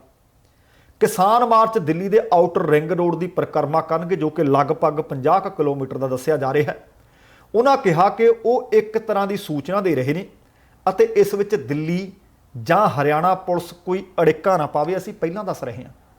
उन्होंने ये भी दस्सिया कि मार्च के विच किसान कोई भी किसी भी तरह का हथियार नहीं लैके जाणगे, कोई भड़काऊ भाषण नहीं करनगे, किसान किसी कौमी यादगार ਜਾਂ प्रतीक ते कोई कब्जा नहीं करनगे। भाव जिवें दस्सिया जा रहा है कि लाल किले ते कब्जा, वो कहते इस तरह का कुछ नहीं होना। यह भी तय किया गया कि जिन्हां इलाकों तो किसान दिल्ली नहीं पहुँच सकते वो आपो अपने सूबे की राजधानी ਜਾਂ ਜ਼ਿਲ੍ਹਾ हैडकुआटर ਜਾਂ इस तरह आपो अपने शहरों के विच शांतिपूर्ण ढंग नाल ट्रैक्टर मार्च कढ़ण, ताकि पता लग सके कि समुच्चा भारत अज किसानां दे इस ट्रैक्टर मार्च के नाल मोढा जोड़ के खड़ा है। इस तरह डॉक्टर दर्शनपाल होरां ने दस्सिया कि अंदोलन दे विच हुण तक 121 जवान किसान शहीद हो चुके हैं। इन्हां दी शहादत नूं नमन करन लई धरने वाली थां ते अखंड जोत जगाई जाएगी। इसलिए अंदोलनकारी किसान हरियाणे के पिंड पिंड जाके सारियां तो एक एक चमचा घ्यो ते मिट्टी लैके आउणगे। इस घ्यो नाल अखंड जोत जगेगी ਅਤੇ सूबे भर तो लियांदी गई मिट्टी नाल धरने वाली थां ते कुर्बान होने वाले किसानां दी याद दे विच पौधे लाए जाणगे। सो तुसीं देखो कि किसान आगू किवें शांतमई तरीके नाल तुहाडे तक सुनेहे पुजदे कर रहे हैं कि 26 जनवरी नूं ट्रैक्टर मार्च भी होना है ते एक रूट किहड़ा है, किवें आपां चलना है, किवें आपां अमन कानून की स्थिति बरकरार रखनी है। तो हुण खबरां मैं जरूर इन्हां नूं स्थान दिंदा हुंदा, कई भावें होर खबरां छड्ड दित्तियां जाण, क्योंकि एक व्यक्ति कोले सब तो कीमती जेकर कोई चीज़ है तो वो अपनी जान है। ਇਹਦੇ ਤੋਂ ਉੱਤੇ कुछ भी नहीं, भावें कोई कहे मैं अरबां रुपया किस तो वार दियांगा, मैं ਉਹ कर दियांगा, मैं आ कर दियांगा, पर सारियां चीज़ां दा दुनिया दे उत्ते कोई ना कोई मुੱਲ है। पर जान किसी भी कीमत ते दोबारा खरीद के लियांदी नहीं जा सकती। जे जान खरीदी जा सकती होवे फिर दुनिया तो सिकंदर वर्गे कदे तुरदे ही ना। कदे अमीर व्यक्ति जां आ जिहड़े बैठे साडे उत्ते राज करदे ने, जिन्हां ने पता नहीं किन्ने क पंडां रुपयां दीयां जमा कर लईआं ने, ये तो कदे दुनिया तो रुक सती ना होण। इस करके जान वो चीज़ है जिहदी कोई कीमत ही नहीं, अनमोल है। सो जिहड़ा व्यक्ति इस मोर्चे तो जान ही कुर्बान कर गया, उहदे तो वड्डी कुर्बानी की हो सकती है। खबर मिल रही है कि पिंड चाऊके दे एक नौजवान किसान की मौत हुई है तो खबर बड़ी दुखदायक है। भारतीय किसान union Ekta Ugrahan they block Rampura के कमेटी प्रधान निक्का सिंह जेठूके ਅਤੇ गुरप्यार सिंह ने दस्सिया कि केंद्र सरकार दे वल्लों पास किए काले कानूनों को रद्द करवाउण लई टिकरी बॉर्डर से बीते कुछ दिनों तो धरना लाई बैठे सन ते कुछ दिन पहलां वापस अपने पिंड चाऊके चलिया गया सी ये नौजवान, ते उम्र सी सिर्फ 38 वरे, ते किसान का नाम वीर बहादुर सिंह ते पिंड चाऊके। बीती रात उसकी हार्ट अटैक नाल मौत हो गई है, जो कि भारतीय किसान यूनीयन एकता उगराहां इकाई चाऊके का साबका कमेटी मैंबर भी सी। ये नौजवान अपने पिछे अपनी पत्नी तो इलावा 2 बच्चे, एक लड़का ते एक लड़की छड्ड गया। किसान आगू ने सरकार और प्रशासन तो मंग की है कि नौजवान किसान का कर्ज मुआफ किया जाए, परिवार को सरकारी नौकरी दी जाए ਅਤੇ ਸਰਕਾਰ ਵੱਲੋਂ ਐਲਾਨੀ ਸਹਾਇਤਾ ਰਾਸ਼ੀ ਵੀ ਦਿੱਤੀ ਜਾਵੇ। ਇਹ ਹਾਲੇ ਖਬਰ ਇੱਕ ਨਹੀਂ, ਕਈ ਖਬਰਾਂ ਨੇ। ਇਸੇ ਤਰ੍ਹਾਂ ਕੁਝ ਕਿਸਾਨ ਹੋਰ ਵੀ ਅੰਦੋਲਨ ਤੋਂ ਵਾਪਸ ਆਏ ਸਨ ਤੇ ਦਮ ਤੋੜ ਦਿੱਤਾ। ਇਸੇ ਹੀ ਚੱਲ ਰਹੇ ਕਿਸਾਨੀ ਅੰਦੋਲਨ ਦੌਰਾਨ ਰੋਜ਼ਾਨਾ ਕੋਈ ਨਾ ਕੋਈ ਕਿਸਾਨ ਆਪਣੀ ਜਾਨ ਕੁਰਬਾਨ ਕਰ ਰਿਹਾ ਹੈ। ਜਾਣਕਾਰੀ ਮਿਲ ਰਹੀ ਹੈ ਕਿ ਤਰਨਤਾਰਨ ਦੇ ਪਿੰਡ ਨੌਸ਼ਹਿਰਾ ਪੰਨੂਆ ਦੇ ਰਹਿਣ ਵਾਲੇ 56 ਵਰ੍ਹਿਆਂ ਦੇ ਤੀਰਥ ਸਿੰਘ, ਜੋ ਕਿ 1 ਤਰੀਕ ਤੋਂ ਦਿੱਲੀ ਕਿਸਾਨੀ ਅੰਦੋਲਨ ਦੇ ਵਿੱਚ ਸੇਵਾ ਕਰਨ ਗਏ ਸੀ, 13 ਨੂੰ ਉਹਨਾਂ ਦੀ ਸਿਹਤ ਖਰਾਬ ਹੋਈ ਤੇ ਉਹਨਾਂ ਦੇ ਸਾਥੀਆਂ ਨੇ ਰਾਤ ਨੂੰ ਹੀ ਤਰਨਤਾਰਨ ਉਹਨਾਂ ਨੂੰ ਲਿਆਂਦਾ। ਘਰ 'ਚ ਇਲਾਜ ਦੌਰਾਨ ਉਹਨਾਂ ਦੀ ਮੌਤ ਹੋ ਗਈ ਹੈ। ਇਸ ਸੰਬੰਧੀ ਜਾਣਕਾਰੀ ਦਿੰਦਿਆਂ ਮ੍ਰਿਤਕ ਵਿਅਕਤੀ ਦੇ ਭਰਾ ਨੇ ਦੱਸਿਆ ਕਿ ਸਾਡੀ ਗੁਰਦੁਆਰਾ ਖੜੇ ਦਾ ਖਾਲਸਾ ਦੇ ਮੁਖੀ ਬਾਬਾ ਸਤਨਾਮ ਸਿੰਘ ਜੀ ਵੱਲੋਂ ਦਿੱਲੀ ਵਿਖੇ ਗਾਜ਼ੀਆਬਾਦ ਬਾਰਡਰ ਤੇ ਰਾਸ਼ਨ ਦੀ ਸੇਵਾ ਲਾਈ ਹੋਈ ਹੈ। ਅਸੀਂ ਲਗਾਤਾਰ ਦਿੱਲੀ ਅੰਦੋਲਨ ਦੇ ਵਿੱਚ ਇਹ ਸੇਵਾ ਕਰ ਰਹੇ ਸੀ ਕਿ ਅਚਾਨਕ ਮੇਰੇ ਭਰਾ ਤੀਰਥ ਸਿੰਘ ਦੀ ਸਿਹਤ ਵਿਗੜੀ, ਜਿਸ ਤੇ ਡਾਕਟਰਾਂ ਨੇ ਉਹਨਾਂ ਨੂੰ ਘਰ ਦੇ ਵਿੱਚ ਆਰਾਮ ਕਰਨ ਦੀ ਸਲਾਹ ਦਿੱਤੀ। ਜਿਉਂ ਹੀ ਇਹਨਾਂ ਨੂੰ ਘਰ ਲਿਆਂਦਾ ਗਿਆ ਤੇ ਉਹਨਾਂ ਦੀ ਸਿਹਤ ਹੋਰ ਵਿਗੜੀ ਅਤੇ ਉਹਨਾਂ ਨੇ ਦਮ ਤੋੜ ਦਿੱਤਾ। ਦੱਸਣਾ ਬਣਦਾ ਕਿ ਕੇਂਦਰ ਸਰਕਾਰ ਦੇ ਇਹ ਵਿਵਾਦਤ ਖੇਤੀ ਕਾਨੂੰਨਾਂ ਦੇ ਖਿਲਾਫ ਲੋਕ 54 ਦਿਨਾਂ ਤੋਂ ਦਿੱਲੀ ਦੀਆਂ ਵੱਖੋ-ਵੱਖ ਸੜਕਾਂ ਤੇ ਧਰਨੇ ਪ੍ਰਦਰਸ਼ਨ ਦੇ ਰਹੇ ਨੇ। ਹੁਣ ਤੱਕ ਲਗਭਗ 125 ਕਿਸਾਨ ਸ਼ਹੀਦ ਹੋ ਚੁੱਕੇ ਨੇ ਤੇ ਕੇਂਦਰ ਸਰਕਾਰ ਇਹਨਾਂ ਨੂੰ ਹਲੇ ਵੀ ਨਾ ਵਾਪਸ ਲੈਣ ਦੀ ਜਿੱਦ ਕਰ ਰਹੀ ਹੈ। ਕੇਂਦਰ ਸਰਕਾਰ ਦਾ ਕਹਿਣਾ ਹੈ ਕਿ ਉਹ ਕਿਸਾਨਾਂ ਦੇ ਅਨੁਸਾਰ ਕਾਨੂੰਨਾਂ ਦੇ ਵਿੱਚ ਸੋਧਾਂ ਤਾਂ ਕਰ ਸਕਦੀ ਹੈ, ਪਰ ਕਾਨੂੰਨ ਵਾਪਸ ਨਹੀਂ ਲਵੇਗੀ। ਇਸੇ ਤਰ੍ਹਾਂ ਖਬਰ ਹਲਕਾ ਫਲੌਰ ਤੋਂ ਮਿਲ ਗਈ ਹੈ। ਇੱਥੇ ਵੀ ਇੱਕ ਨੌਜਵਾਨ ਤੇ ਮਜ਼ਦੂਰ ਆਪਣੀ ਜਿੰਦ ਲੇਖੇ ਲਾ ਗਿਆ। ਹੁਣ ਦਿੱਲੀ ਦੇ ਦਰਵਾਜ਼ੇ ਤੇ ਚੱਲ ਰਿਹਾ ਕਿਸਾਨ ਸੰਘਰਸ਼, ਉਹਨੂੰ ਸਮਰਥਨ ਦੇਣ ਦੇ ਵਾਸਤੇ ਲੋਕ ਪਿੰਡੋਂ ਘਰੋਂ ਜਾ ਰਹੇ ਨੇ। ਵੱਡੀ ਗਿਣਤੀ ਵਿੱਚ ਲੋਕ ਪਹੁੰਚ ਰਹੇ ਨੇ। ਹਲਕਾ ਫਲੌਰ ਤੋਂ ਵਿਧਾਇਕ ਨੇ ਬਲਦੇਵ ਸਿੰਘ ਖਹਿਰਾ, ਉਹਨਾਂ ਨੇ ਕਿਹਾ ਕਿ ਕੇਂਦਰ ਸਰਕਾਰ ਹੰਕਾਰ ਅਤੇ ਲੋਕ ਸੰਘਰਸ਼ ਪ੍ਰਤੀ ਗੈਰ ਜ਼ਿੰਮੇਵਾਰ ਹੈ, ਜਿਸ ਦੇ ਕਾਰਨ ਬੱਚੇ, ਬਜ਼ੁਰਗ, ਔਰਤਾਂ ਅੱਤ ਦੀ ਸਰਦੀ ਦੇ ਵਿੱਚ ਮੌਸਮ ਵਿੱਚ ਆਪਣੇ ਹੱਕਾਂ ਦੀ ਲੜਾਈ ਲਈ ਆਪਣੇ ਪਰਿਵਾਰਾਂ ਤੋਂ ਦੂਰ ਰਹਿ ਕੇ ਇਸ ਅੰਦੋਲਨ ਦਾ ਹਿੱਸਾ ਬਣੇ ਹੋਏ ਨੇ ਤੇ ਰਹਿਣ ਵਾਸਤੇ ਮਜਬੂਰ ਨੇ। ਰੋਜ਼ਾਨਾ ਕਿਸੇ ਨੂੰ ਕਿਸੇ ਪਾਸੋਂ ਖਬਰ ਆਉਂਦੀ ਹੈ ਕਿ ਕੋਈ ਆਪਣੀ ਜਾਨ ਕੁਰਬਾਨ ਕਰ ਗਿਆ। ਕੱਲ ਤੁਹਾਡੇ ਨਾਲ ਖਬਰ ਸਾਂਝੀ ਕਰ ਰਹੇ ਸੀ ਕਿ ਆਕਲਪੁਰ ਦੇ ਇੱਕ ਬਜ਼ੁਰਗ ਮਜ਼ਦੂਰ ਗਰੀਬਦਾਸ ਦੀ ਮੌਤ ਹੋਈ ਹੈ। ਇਸੇ ਤਰ੍ਹਾਂ ਇਸੇ ਹੀ ਹਲਕੇ ਦੇ ਵਿੱਚ ਪੈਂਦਾ ਪਿੰਡ ਸੁਲਤਾਨਪੁਰ, ਉੱਥੇ ਦਾ ਨੌਜਵਾਨ ਗੱਭਰੂ ਦਲਜੀਤ ਸਿੰਘ 15 ਜਨਵਰੀ ਵਾਲੇ ਦਿਨ ਉਹ ਵੀ ਆਪਣੀ ਜਿੰਦ ਇਸ ਸੰਘਰਸ਼ ਦੇ ਲੇਖੇ ਲਾ ਗਿਆ। ਦਲਜੀਤ ਸਿੰਘ ਦੀ ਉਮਰ ਸਿਰਫ 27 ਵਰ੍ਹੇ ਸੀ। ਨੌਜਵਾਨ ਪੁੱਤ ਦਾ ਦੁਨੀਆ ਤੋਂ ਤੋੜ ਦੇਣਾ ਮਾਪਿਆਂ ਵਾਸਤੇ ਇਹਦੇ ਤੋਂ ਵੱਡੀ ਸੱਟ ਕਿਹੜੀ ਹੋ ਸਕਦੀ ਹੈ। ਕਹਿੰਦੇ ਗੱਭਰੂ ਪੁੱਤ ਮਰੇ ਤਾਂ ਗਮ ਹੱਡੀਆਂ ਨੂੰ ਖਾ ਜਾਂਦਾ। 27 ਵਰ੍ਹਿਆਂ ਦਾ ਨੌਜਵਾਨ ਪੁੱਤ ਮਾਪਿਆਂ ਵਾਸਤੇ ਬਹੁਤ ਵੱਡੀ ਅਸਹਿ ਸੱਟ ਹੈ। ਇਸ ਦੁੱਖ ਦੀ ਘੜੀ ਦੇ ਵਿੱਚ ਇਹਨਾਂ ਪਰਿਵਾਰਾਂ ਦੇ ਦੁੱਖਾਂ ਦੇ ਵਿੱਚ ਸ਼ਾਮਲ ਹੋਣਾ ਚਾਹੁੰਦਾ ਹਰ ਕੋਈ ਵਿਅਕਤੀ, ਅਰਦਾਸ ਕਰ ਰਿਹਾ ਹਰ ਕੋਈ ਵਿਅਕਤੀ। ਸ਼ਹੀਦ ਦਲਜੀਤ ਸਿੰਘ ਅਤੇ ਗਰੀਬਦਾਸ ਦੀ ਆਤਮਾ ਨੂੰ ਪਰਮਾਤਮਾ ਆਪਣੇ ਚਰਨਾਂ ਦੇ ਵਿੱਚ ਨਿਵਾਸ ਦੇਵੇ। ਪਰ ਸਵਾਲ ਇਹ ਹੈ ਕਿ ਕੀ ਸਰਕਾਰ ਕਿੰਨੀਆਂ ਜਾਨਾਂ ਲੈਣਾ ਚਾਹੁੰਦੀ ਹੈ? ਕਦੋਂ ਉਹਨਾਂ ਦਾ ਮਨ ਪਸੀਜੇਗਾ? ਇਹਨਾਂ ਮੌਤਾਂ ਨੂੰ ਮਹਿਜ਼ ਅੰਕੜੇ ਨਾ ਸਮਝੋ। ਇਹ ਕੀਮਤੀ ਜਾਨਾਂ ਕੇਂਦਰ ਦੇ ਸਰਕਾਰ ਦੇ ਹੰਕਾਰ ਅਤੇ ਅੜੀ ਵਾਲੇ ਰਵੱਈਏ ਦੀ ਭੇਂਟ ਚੜ੍ਹ ਰਹੀਆਂ ਨੇ। ਤੇ ਮੈਂ ਤਾਂ ਬੇਨਤੀ ਕਰ ਸਕਦਾ ਕਿ ਰੋਜ਼ਾਨਾ ਆਪਾਂ ਜਿਹੜੀਆਂ ਵਿਛੜ ਚੁੱਕੀਆਂ ਜਾਨਾਂ ਨੇ ਉਹਨਾਂ ਵਾਸਤੇ ਅਰਦਾਸ ਵੀ ਕਰੀਏ ਤਾਂ ਕਿ ਉਹਨਾਂ ਨੂੰ ਸ਼ਾਂਤੀ ਮਿਲ ਸਕੇ ਅਤੇ ਪਰਿਵਾਰਾਂ ਦਾ ਮਿਲ ਕੇ ਦੁੱਖ ਵੀ ਵੰਡਾਈਏ। ਤੁਸੀਂ ਦੇਖੋ ਕਿ ਭਾਵੇਂ ਆਹ ਨੌਜਵਾਨ ਦਲਜੀਤ ਸਿੰਘ ਰੁਖਸਤ ਹੋ ਗਿਆ, ਭਾਵੇਂ ਗਰੀਬਦਾਸ ਚਲਾ ਗਿਆ, ਇਹ ਸੋਚਣ ਦੀ ਤਾਂ ਗੱਲ ਹੈ ਕਿ ਗਰੀਬਦਾਸ ਜਿਹੜਾ ਰੋਜ਼ਾਨਾ ਆਪਣਾ ਸਾਈਕਲ ਚੁੱਕਦਾ ਸੀ ਅਤੇ ਜਲੰਧਰ ਜਾਂਦਾ ਸੀ ਮਜ਼ਦੂਰੀ ਕਰਨ ਦੇ ਵਾਸਤੇ, ਹੁਣ ਕੌਣ ਮਜ਼ਦੂਰੀ ਕਰੂ ਬਈ? ਉਹਦੇ ਬੱਚਿਆਂ ਨੂੰ ਕੌਣ ਰੋਟੀ ਲਿਆ ਕੇ ਦੇਊਗਾ? ਕੌਣ ਘਰ ਦੀ ਜੀਵਕਾ ਚਲਾਉਣ ਵਾਸਤੇ ਕੰਮ ਕਰੇਗਾ? ਸੋ ਜਿੰਨੇ ਜੋਗੇ ਵੀ ਹਾਂ, ਆਪਾਂ ਨੂੰ ਘੱਟੋ ਘੱਟ ਇਹਨਾਂ ਲੋਕਾਂ ਦੇ ਵਾਸਤੇ ਹਾਂ ਦਾ ਨਾਅਰਾ ਮਾਰਨਾ ਚਾਹੀਦਾ। ਕੱਲ ਇੱਕ ਕਮੈਂਟ ਆਇਆ ਸੀ, ਉਹ ਕਹਿੰਦੇ ਤੁਸੀਂ ਹਰ ਵਾਰ ਕਹਿੰਦੇ ਹੋ ਕਿ ਕਿਸਾਨ ਜਥੇਬੰਦੀਆਂ ਨੇ ਆਖਿਆ ਕਿ ਸਰਕਾਰ ਮੁਆਵਜ਼ਾ ਦੇਵੇ, ਸਰਕਾਰੀ ਨੌਕਰੀ ਦੇਵੇ। ਉਹ ਕਹਿੰਦੇ ਕਿਸਾਨਾਂ ਨੂੰ ਜਿਹੜਾ ਇੰਨਾ ਪੈਸਾ ਮਿਲ ਰਿਹਾ ਹੈ, ਕਿਸਾਨ ਜਥੇਬੰਦੀਆਂ ਕਿਉਂ ਨਹੀਂ ਦਿੰਦੀਆਂ ਬਈ? ਕਿਸਾਨ ਜਥੇਬੰਦੀਆਂ ਤੱਕ ਇਹ ਮੈਸੇਜ ਪਹੁੰਚ ਗਿਆ ਹੋਣਾ ਕਿ ਜਿਹੜਾ ਫੰਡ ਉਹਨਾਂ ਕੋਲੇ ਜਾ ਰਿਹਾ ਤੇ ਉਹ ਫੰਡ ਕਿੱਥੇ ਲਾ ਰਹੇ ਨੇ। ਤੁਹਾਡਾ ਜਿਹੜਾ ਕੱਲ ਕਮੈਂਟ ਕੀਤਾ ਸੀ ਮੈਂ ਅੱਜ ਪ੍ਰੋਗਰਾਮ ਦੌਰਾਨ ਸ਼ਾਮਲ ਕਰ ਲਿਆ। ਤੇ ਹੁਣ ਦੇਖੋ ਆਹ ਪੋਜ਼ਿਟਿਵ ਖਬਰ ਹੈ। 69 ਵਰ੍ਹਿਆਂ ਦਾ ਇੱਕ ਮੈਂ ਉਹਨੂੰ ਨੌਜਵਾਨ ਕਹੂੰਗਾ, ਦਿੱਲੀ ਵਾਸਤੇ ਦੌੜ ਕੇ ਜਾ ਰਿਹਾ ਹੈ ਤੇ ਇਹਨਾਂ ਖੇਤੀ ਕਾਨੂੰਨਾਂ ਦੇ ਵਿਰੁੱਧ ਲੋਕ ਇਸ ਮੋਰਚੇ ਦੇ ਸ਼ਾਮਲ ਹੋਣ ਵਾਸਤੇ ਲਗਾਤਾਰ ਕਿਸੇ ਨੂੰ ਕਿਸੇ ਤਰੀਕੇ ਜਾ ਰਿਹਾ ਹੈ। ਕੋਈ ਪੈਦਲ ਮਾਰਚ ਕਰ ਰਿਹਾ ਹੈ, ਕੋਈ ਨੰਗੇ ਧੜ ਮਾਰਚ ਕਰ ਰਿਹਾ ਹੈ, ਕੋਈ ਸਾਈਕਲ ਤੇ ਜਾ ਰਿਹਾ ਹੈ। ਤੇ ਪੰਜਾਬ ਦੇ ਲੋਕਾਂ ਦੇ ਵਿੱਚ ਇੱਕ ਨਵਾਂ ਜੋਸ਼ ਅਤੇ ਜਜ਼ਬਾ ਭਰਿਆ ਇਸ ਨੌਜਵਾਨ ਨੇ।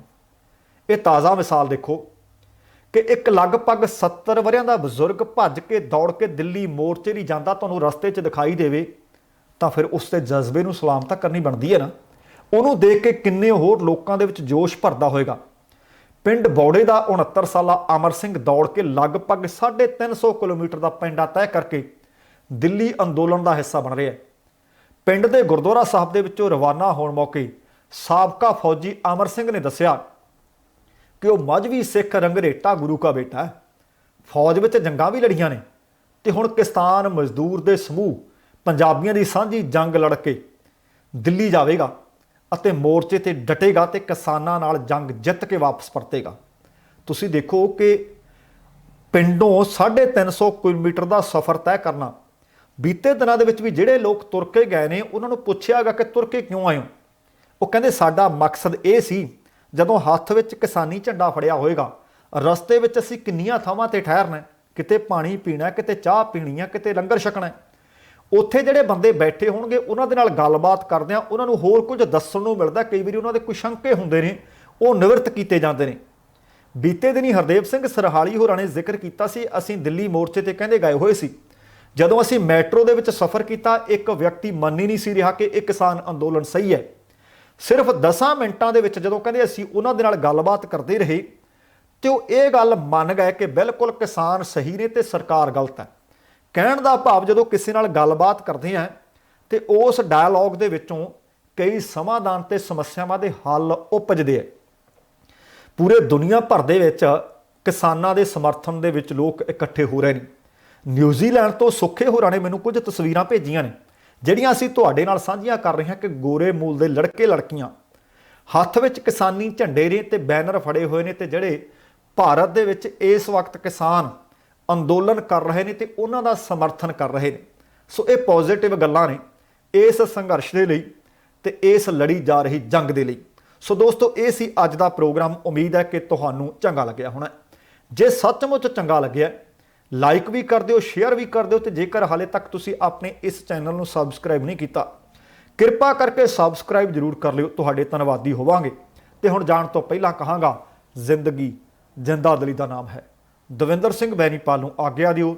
ਸਤਿ ਸ਼੍ਰੀ ਅਕਾਲ ਤੇ ਰੱਬ ਰਾਖਾ।